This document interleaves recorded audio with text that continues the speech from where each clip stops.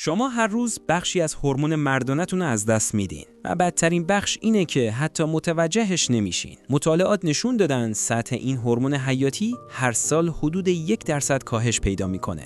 فقط همین یک هورمون است که همه چیزو شکل میده و همه چیزو تشکیل میده. از اندازه عضلات و رشد و استخوان گرفته تا ویژگی‌های چهره و حتی انرژی که شما را به جلو میبره. بدون اون شما نسخه ضعیف‌تری از خودتون خواهید بود. در این ویدیو من عادت‌هایی رو توضیح میدم که بی صدا هورمون مردانه شما رو کاهش میدن و در پایان راه حل‌های ساده و علمی برای بالا بردنش رو خواهیم گفت. بریم شروع کنیم. 1. سبک زندگی بی تحرک. اکثر پسرای امروزی ساعتها دراز کشیدن در حال اسکرول یا بازی. بدن فکر میکنه دیگه به قدرت یا عضله نیاز نداره. وقتی حرکت نمی‌کنید در واقع به بدنتون میگید دیگه نیازی به هورمون مردانه ندارم. در گذشته مردم برای رفتن به محل کار پیاده روی میکردن، اما امروز همه تقریباً با ماشین یا موتور میرن. حرکت کمتر یعنی هورمون کمتر.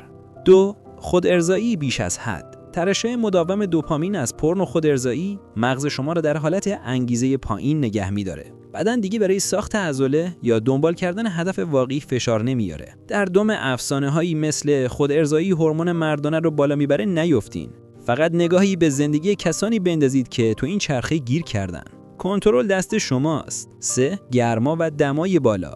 بیضه های شما باید خنک‌تر از بقیه بدن بمونن تا هورمون مردانه بسازن. به همین دلیل بیرون از بدن قرار دارن. اما شلوارهای تنگ، دوشهای داغ یا گذاشتن لپتاپ روی پا گرمای بیش از حد ایجاد میکنه و تولید و کاهش میده. لباس راحت بپوش، دوشهای داغ طولانی نگیر و وسایل الکترونیکی رو از پاها دور نگه دار. 4. پلاستیک ها. بسیاری از پلاستیک ها حاوی مواد شیمیایی مثل BPA هستند که در بدن مثل هورمون زنانه عمل میکنن. هورمون زنانه بیشتر یعنی هورمون مردانه کمتر. غذا و آب رو در ظروف ژیشه‌ای یا فلزی نگه دارید. 5. فست فود و شکرهای مصنوعی. شکر، روغنهای گیاهی و غذاهای فراوری شده انسولین رو بالا میبرن و التهاب ایجاد میکنن. در نتیجه هورمون مردانه پایین میاد. اما نگران نباشین، الان میرسیم به بخش واقعی. چگونه هورمون مردانه رو اضافه کنید؟ 1. رژیم غذایی درست. 3 ماده کلیدی داریم: روی، منیزیم و ویتامین دی. برای روی تخم مرغ، گوشت قرمز و تخم کدو تنبل. برای منیزیم میوه‌جات و شکلات تلخ 90% و برای ویتامین دی روزی 15 تا 20 دقیقه آفتاب صبحگاهی. 2. تمرین درست. وزنه‌برداری عالیه اما کافی نیست. دویدن سرعتی یا تمرینات انفجاری کوتاه هورمون مردانه رو به شکل چشمگیری اضافه میکنه. دونده‌های سرعتی عضلانی و پر انرژی ان، اما دونده‌های آهسته معمولاً تپل و خستن. پس 30 ثانیه با تمام توان بدوید، بعد 2 دقیقه استراحت و 3 بار تکرار کنید. 3. کیفیت آب. آب لوله کشی پر از میکروپلاستیک و مواد شیمیایی که مثل هورمون زنانه عمل میکنن.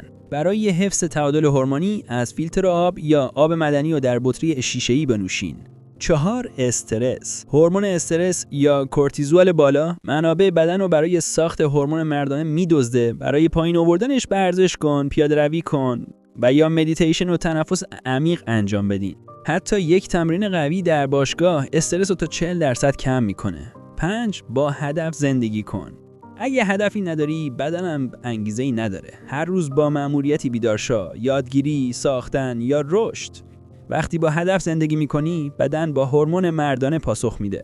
پس این چالش توه. یک مهارت با ارزش انتخاب کن، 6 ماه بهش پایبند باش و ببین چطور زندگی تغییر میکنه. اگر ویدیوهای بیشتری مثل این میخواهی، سابسکرایب کن، زنگوله را بزن و لینک های توضیحات را بررسی کن.